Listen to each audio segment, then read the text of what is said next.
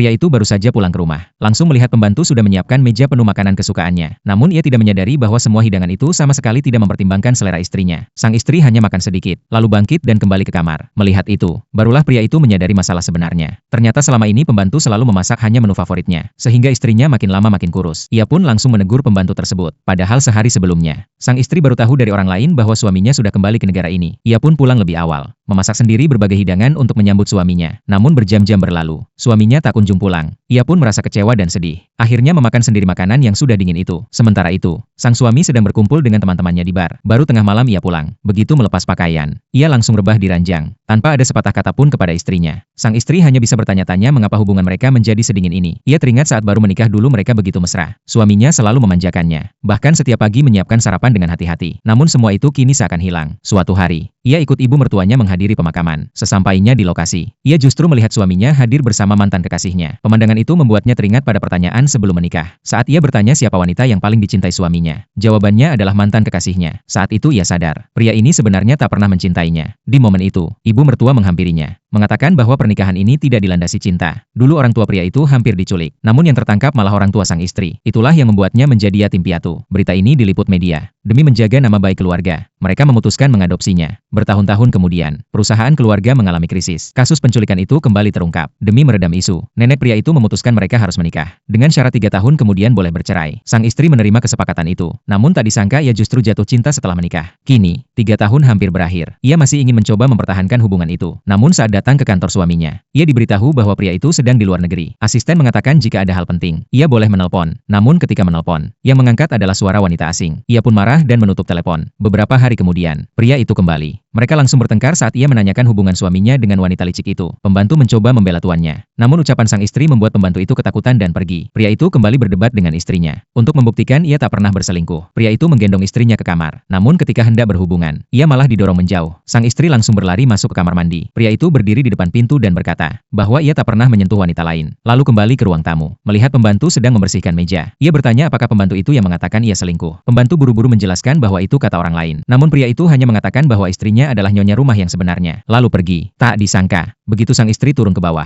sikap pembantu itu langsung berubah total.